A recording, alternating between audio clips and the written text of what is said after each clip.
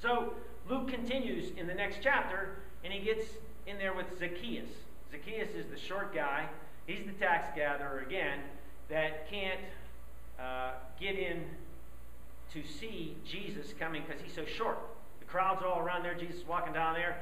So Zacchaeus is a smart guy, runs around, climbs up the tree, and he's looking down on Jesus so he can just see him. That's all he wants to do is just see the master. And Jesus looks up and says, Zacchaeus, I'm going to have dinner with you today.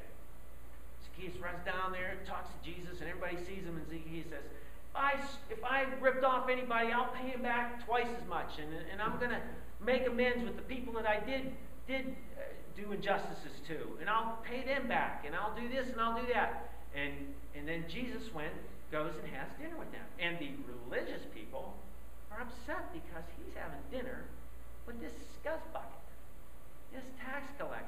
These are the scum of the earth.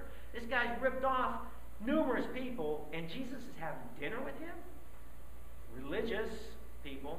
Now, the hermeneutic is, the exegesis is then and there. The hermeneutic is the here and now. So how does that translate to specifically us men of this day? How are we religious, guys? And how are we gospel-oriented? We can be religious in the sense that, hey, I go to church, I'm not killing anybody, and I sacrifice to get up early, go to that stupid men's group at times. You know, it gets me disgusted at times, but I get up there and I go to that thing, you know, and I'm doing a good job. Well, that's not gospel, that's religious attitude. And I battle with this religious attitude all the time.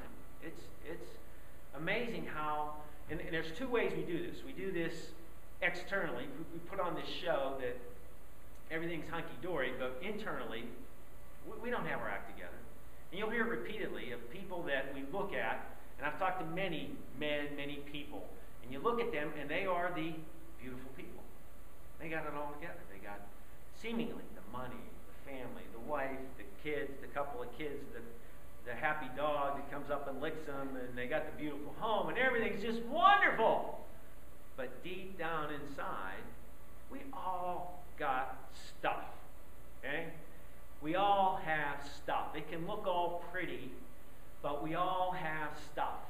But for the grace of God, I can fall into any one of those things that will tear me apart from God's kingdom. And as soon as I start feeling like I don't have that vulnerability, then I'm an accident waiting to happen.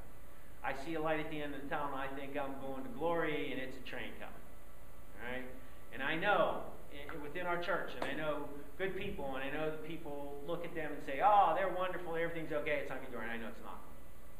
I talk to the people, and no, marriage isn't going well. I'm having a heck of a time. We've been married for 20 years, and it's a mess. I don't know what to do. He won't go to counseling. She won't go to counseling. This won't happen. That won't happen. So, in our men's group, guys, once we start learning that and getting that down, we need to look each other in the eyes and say, okay, what are you doing? Here's some corrective action. More importantly, we need to open our hearts and say, you know what, I can't follow everything that everybody says, but I need to listen and hear what other men are saying to sharpen me, to get me, to inspire me to do something differently than what I'm doing. God does not settle for mediocrity. It says in Revelation, he's talking to the one church, and he's saying, you're lukewarm. I'd rather have you hot or cold. Just don't be lukewarm. I'll spew you out of my mouth. I don't even want to deal with it. Don't act like you're religious. Just be hot or cold. All right? And so we want to sharpen ourselves. And I was talking to Ed a little bit earlier about how, you know, we always talk this and say, well, how do we get more men to come to the men's group here? And I don't have a problem with small groups. I really don't. I mean, when we have some good discussions here, guys, I'm learning, you're learning, it's fine. But if we got more here, that's great. That's only because it's good for men. Not because we need to stroke our egos and say, well, we're in this big men's group and it's wonderful. No, because men need to interact with other men. That's why it's so important. And there are circumstances, people are just going through stages of life, they can't make this one, but maybe the next one they can make. But the concept would be, I read it, I don't know if you guys do any devotionals, daily devotionals, but there's the one out, Men of Integrity. I think this is where I got this from, where it talks about there's the park, then there's the coffee shop, and then there's the living room. And the park is the big, broad gathering to invite people to. And that would be, for example, when I went on this backpacking trip, there were 7 guys there, and we ranged in age from 29 to 68. Now, we found out that that was a mistake for the 68-year-old guy when we hiked up that 4-mile hill, because he had him pass on to the ward with that, with the backpack on. I mean, he's laying up there, he's like, or he gets to the top of that hill, and he had to get his backpack. My buddy, who heads the trips, you get a trail name when you go on these backpacking trips, and he's done this several times. We now call him 2-Pack Jeff, because he has to take the pack. He's always responsible. He brings up the rear, he sweeps, and just for that very reason, there's guys that, yeah, I can make that, it's no problem. I was in Nam. No problem. I carried that backpack. Oh, wait a minute. That was like, 50 years ago. Okay, a little bit of transition here, but in our minds, I can carry that backpack, it's no problem. I've been in Nam. I had that one time. I'm on this trip to Canada. Okay, and we're doing this canoe trip, so we're going to canoe, I don't know, 70, 80 miles or whatever, and you got to do these portages, and you got to get to these islands to camp. You can't just camp on any place, so you want to get to these islands. So you read these maps, and you get to where you're going. So I had this guy that had been on the trip like 3 or 4 times. He was a Vietnam vet, survivalist guy, knew all this stuff. Another guy, survivalist trainer in the Navy. Okay, and then the third guy, he had been on the trip before and had done these things, and I'm figuring, 3 guys, I don't have to read that map. Wrong. Okay, the guy that's reading the map, okay, everybody else is dependent on him because he knew how to get there. Well, we had these big buckets that we put the food in, and in the big buckets they stored these number 10 tin cans. So right under the lid is where this tin can is, and so he's got his compass. If you've ever done any kind of orienteering, you get your map and you orient the map and you put your compass blade on the map so that you can get a true heading and then look at where you're supposed to be going. Well, the compass on tin doesn't work very well. Okay? So we're paddling, we're going there. No, I'm looking on the, finally everybody says, I think we're lost. So I'm looking on the map. I don't see anything on the map that looks anywhere familiar. Nothing. So we're paddling, and again, we got delinquent kids in the back. What the heck's going on here? You see the one kid, he's standing up and he's swinging the oar at the other kid. They're ready to fight. And I'm like, okay, this is not going well. So we finally get off on that, and the point being, we can't rely on somebody else to be leading us down this road. It's a mano a mano deal with Jesus. We need to get serious with him and get in touch with him every single day. I can't rely on Wes's being in touch with Jesus and just cling to that. Now, at times, I may need to do everything I can, being in touch with Jesus and with the men, and help you guys help me. I might have to get on Scott's back and have him carry me for a little bit because I'm just so out of it. I have no sense of where I'm at, what's going on, because that can happen sometimes. How many of you guys ever felt like you're in the corner of the boxing ring? You're just taking the hits. That's all you're doing. You're just looking for some, let alone you can't even punch. You're just taking them. So those are the kind of things where we need each other to do that. And so this is critical that we get this discernment between religion and the gospel, because it makes all the difference in the world.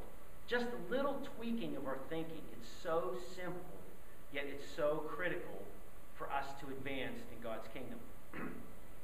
And I talked about the external and then the comparison thing. And we got to get out of this comparison thing. It's just so prevalent in our society nowadays. I'm comparing myself to you. So, for example, if I compare myself to Matt Half, I'm vertically challenged, follically challenged. I'm looking at Matt Half, who's an Adonis. He's women, he walks into the room and girls go. The deep voice, you know, he's got it all together. And everybody, if they're just looking at Matt, say, man, he has no problems in life. Don't know a thing about Matt, but he's got it all together, right? Oh, he's in prison for the past 5 years. Oh, he has some problems too, right? So if I look at him and I compare him that way, or I try to flaunt my thing, you know, oh, hey, I got a PhD, so I'm superior intelligence-wise. I may not have that physical stuff. Either way, it doesn't work when we compare. If I flaunt my stuff, I'm feeling superior, which is not the gospel. If I look at somebody that has more stuff or things that I perceive to be important than me, I'm feeling inferior. Neither one of those is a godly perspective. God accepts us. He takes pleasure in us despite our standards, our gifts, our material possessions, anything that we have. He takes pleasure in us. The reason we do things for the good is to please him. A few months back, it was so cool because I'm reading this thing, and God had some confirmations for me about what is our role? I always battled with this. There's this tension between, if you're a predestination person, which could be a lot of Baptists, they believe in predestination. So Calvinism. I don't know if you guys ever read anything about Calvinism, but Calvin was the originator of predestination, which there's plenty of references in the Bible that talk about we're chosen. Okay? And once you're chosen, you're chosen. But the out on that one is, the circular reasoning is, well, if you fell away from Jesus, you weren't really saved in the first place.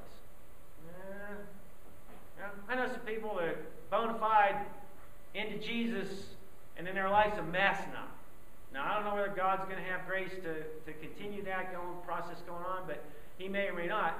But the predestination position is sort of, well, you know, one of the reasons that South America is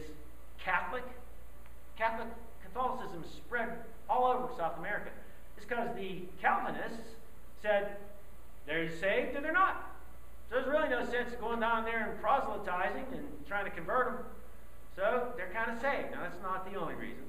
But the Catholics said, hey, we're going to go down there, we're going to try to proselytize them and try to convert them to Catholicism, spread the gospel.